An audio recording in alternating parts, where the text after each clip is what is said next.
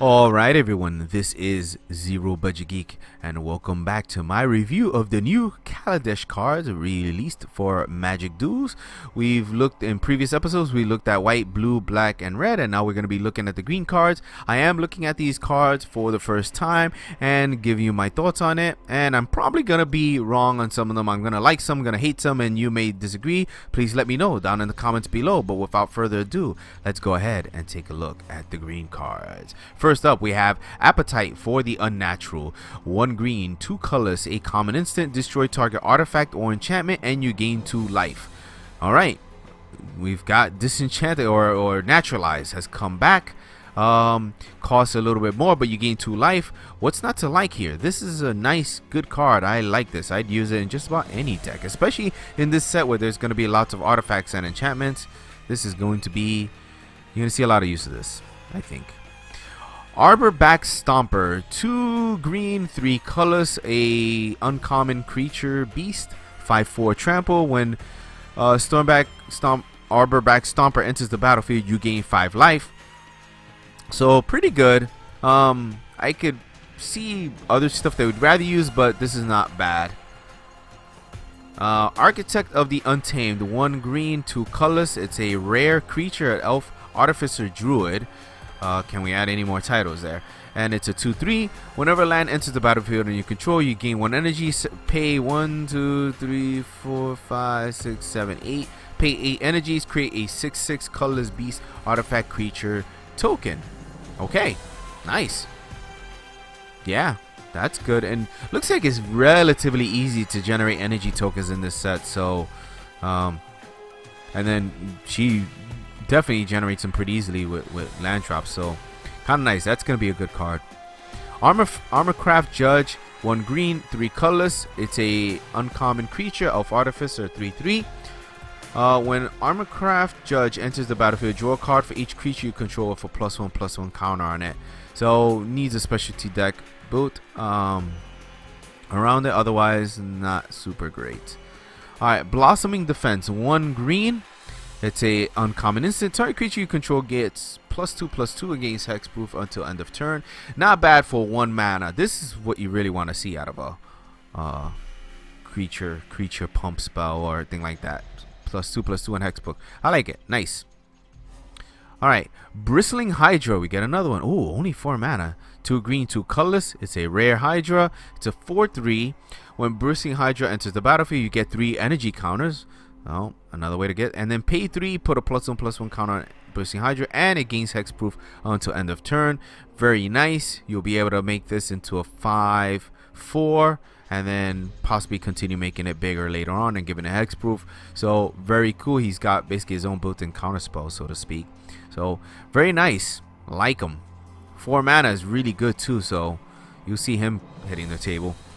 Commencement of Festivities, 1 green, 1 colors. It's an common instant. Prevent all combat damage that will be dealt to players this turn. To players, but not to creatures. So it's like a fog, but possibly better. Maybe not. Very nice though. Kind of interesting. Alright, Cow Prowler, 2 green, 4 colors. A worm, a 6/6 worm. Nah, better creatures in green. Creeping Mode has returned. 2 green, 2 colors, destroy target artifact, enchantment, or land. I know a few sets back there was a lot of hubbub over land destruction, but it was really over one particular card, which was the Acidic Moss? Is that what it's called? I don't remember. But Creeping Mode is not as bad because you don't get any ramp out of this. But it's a very good utility card, especially in this set. Yeah, you're gonna see this be played a lot. Absolutely. Cultivator of Blades, 2 green, 3 colorless. It's a rare creature of artificer, a 1/1. So it probably has some really good abilities. Fabricate 2, so we can make him a 3/3, or you get 2 1/1 little creatures. Whenever Cultivator of Blades attacks, you may have other attacking creatures get +X/+X until end of turn, whereas X is Cultivator of Blades power. So, tricky. I mean, if you can make this guy a 3/3, which, you know, with his fabricate, then when he attacks, all your other guys get +3 to their +3/+3. So, yeah, you probably want to use the fabricate on himself then, rather than on making the critters. But yeah, this is pretty nice. All right, durable handicraft. 1 green, 1 colorless. It's a uncommon enchantment. Whenever a creature enters the battlefield under your control, you may pay 1. If you do, put a +1/+1 counter on that creature. Well, that's awesome, but just that alone is awesome. And then we can pay 1 green and 5, sacrifice doable handicraft, put a +1/+1 on counter on each creature you control. So, yeah, pretty nice. You can put this out on turn 2. It essentially makes all your creatures cost 1 more, but then you get 1 more. They come bigger, so what's not to like there? It's pretty cool. Fairgrounds Trumpeter. 1 green, 2 colorless. It's a uncommon creature, an elephant. It's a 2/2. At the beginning of each end step, if a +1/+1 counter was placed on a permanent under your control this turn, put a +1/+1 counter on Fairgrounds Trumpeter. So it should get bigger as you play, but you need a specialty deck built around this, a deck that puts +1/+1 counters. But with Fabricate, that should be pretty easy. So this guy could be pretty good in this set or in a specialty deck, though outside of it, not so much. Alright, we have a highspire artisan. 1 green, 2 colors. It's a common elf creature, artificer. I'm saying that all backwards. It's a 0/3 for 3 mana with reach. Not super great, but it has Fabricate 1, so it can be a 1/4 with reach. Or get a little 1/1 servo artifact. Not too impressed with this. Alright. Though the fact that you can fabricate makes it useful for the Fairgrounds Trumpeter, so possibly that'll be used for it. Outside of it, though, not that great. We have the Kujar Seed Sculptor. 1 green, 1 colorless. It's a common creature, elf druid. It's a 1/2. When it comes into play, you may put a +1/+1 counter on target creature you control. So again, works good with that elephant. Outside of it, it's just okay. Actually, it's not bad. Not bad. Because it's a +1/+1 counter, it's permanent, so I like that. Larger than life. 1 green, 1 colorless. It's a sorcery, common. Target creature gets +4/+4 and gains trample until end of turn. Okay, if this did not have trample, then I wouldn't be too enthused about it. But because it does give trample, it's pretty good. But it is a sorcery, so its usefulness is pretty limited. So it is just an okay status, not super awesome, but just okay. Long Tusk Cub. 1 green, 1 colorless. A uncommon creature. It's a 2/2. Whenever Long Tusk Cub deals combat damage to a player, you get 2 energy counters. And you may pay 2 energy counters to put a +1/+1 counter on Long Tusk Cub. So it won't be small forever. Yes, it will get bigger. I like this guy. 2 mana for 2/2 is already good. Whenever he attacks or hits the opponent, you're going to get energy counters, where there's a lot of things we can do with energy. And you can pay energy to just make him bigger. So awesome. Like him. Nature's Way. 1 green, 1 colorless. Uncommon sorcery. Target creature you control gains vigilance and trample until end of turn. It deals damage equal to its power to target creature you don't control. Wow, this is really good. This is really good. You know, essentially use this to kill something, pretty much what you want to do, and then you'll be able to attack, you know, and defend with it because of vigilance. Yeah, very good card. You're gonna see this. You're gonna see that make its way to the play. All right, another planeswalker, Nyssa, Vital Force.